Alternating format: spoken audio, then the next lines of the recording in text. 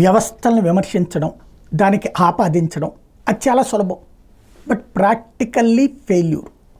ఇసుక అనేటటువంటిది ఎవడు అధికారంలో ఉంటే వాడికి ఒక ఆదాయ వనరు. పైసా పెట్టుబడి లేకుండా సంపాదించుకునే కోట్లకి కోట్ల రూపాయల దోపిడీ. పత్రికలు, టీవీలు ఏదో మనం సంరక్షకులం, పరిరక్షకులం అన్నటువంటి కోణంలో, రాజకీయ కోణంలో వార్తలు రాస్తాం కానీ వాస్తవంగా రాయం. నేను చాలాసార్లు చెప్పా, ఇసుక నిజంగా చెయ్యాలి అంటే ప్రభుత్వాలు డంపింగ్ పాయింట్లు పెట్టేసి ఆ డంపింగ్ పాయింట్లో ఇంత రేట్ ఫిక్స్ చేసి అంత కొనుక్కోవాలి. ఇది ఒక ఆస్పెక్ట్. రెండవది, మన ఇంటికి ఇప్పుడు అమెజాన్లో మనం 50 రూపాయలు, షాపింగ్ మాల్కి వెళ్తే 70 రూపాయలు, షాపుకి వెళ్తే 100 రూపాయలు ఒక వెరైటీ, అమెజాన్కి పోతే 50 రూపాయలకి వచ్చేసింది కదా. అంటే మనం తక్కువకి తీసుకుంటున్నాం కదా, అందుకనినే కదా తీసుకుంటుంది. ఆన్లైన్లో ఇంటికే వచ్చేస్తుంది కదా. అట్లాగే ఇసుక నువ్వు ఆన్లైన్లో బుక్ చేసుకో, నీ ఇంటి దగ్గరకు వస్తుంది ఇంత రేటు విత్ లారీ ఎక్స్పెండిచర్తో సహా. ఆ లారీలు నువ్వు పెడతావు, ఎట్ట పెడతావు నీ ఇష్టం, ఎవరితో మాట్లాడుతావు చెయ్యి. కానీ ఒక పద్ధతి పాడు ఏ ప్రభుత్వం దగ్గర ఉండదు. ఎందుకంటే సంపాదించుకునేది దీంతోనే. కానీ వార్తలు మాత్రం జగన్ తిన్నాడు, వెంకటరెడ్డి తిన్నాడు, ఇంకోటి తిన్నాడు, వాడు తిన్నాడు, వీడు తిన్నాడు అన్నాడు. సరే, ఇంతకుముందు వైసీపీ హయాంలో జరిగినటువంటి అవినీతిలో ఒక కొత్త కోణం బయటకు వచ్చింది.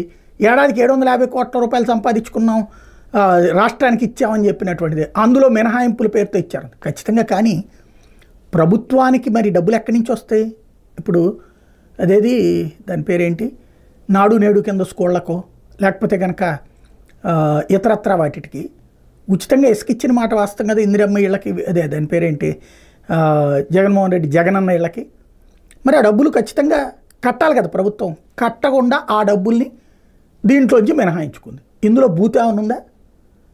ప్రభుత్వానికి ఫ్రీ అంటే ఇసుక అట్లా వచ్చేసి అక్కడికి రాదుగా.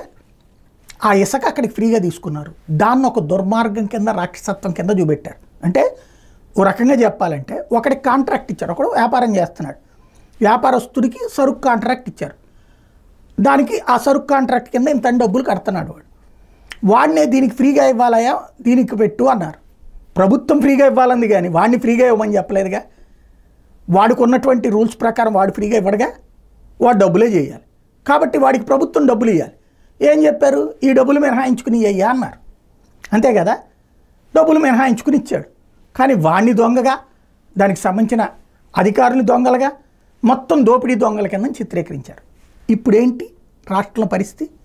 ఇసుక ఎక్కడుంది, ఎలా ఉంది? స్టాక్ పాయింట్ల ఇసుక అంతా మాయమైపోయింది. అదే సందర్భంలో ఎక్కడికక్కడ బలవంతంగా తగ్గిపోతున్నారన్న ఇష్యూస్. రెండో పక్కన రేట్లు విపరీతంగా పెరిగిపోయినాయి. పేరుకు ఉచితం, డబ్బులు పెట్టి కొనుక్కోవాలి. ఎంత? గతంలో వాళ్ళు డబ్బులు వసూలు చేశారు కోట్ల అని చెప్పిన దానికంటే ఎక్కువ రేటు వస్తుండే. ఏంటి పరిస్థితి? పత్రికలు మోసం చేసి, ప్రజాస్వామ్యంలో ప్రజలందరినీ మోసం చేయడం సులభం. అసలు వాస్తవాలు అంటే నిజం మాట్లాడుకోవడానికి మనకి చిరాకు. నిజాన్ని అబద్ధంగా చెప్పడం చాలా సులభం. ఇప్పుడు అబద్ధాలు బట్టబయలవుతుంటే దాన్ని కవర్ చేయడానికి అధికారులను తిట్టిపోసి, లేకపోతే వైఫల్యం అని చెప్పి, వాళ్ళని వైఫల్యం అని, వీళ్ళ వైఫల్యం అని చెప్పి పత్రికలు రాసేస్తూ కవర్ చేసుకొస్తున్నటువంటి రోజులు ఇప్పుడు.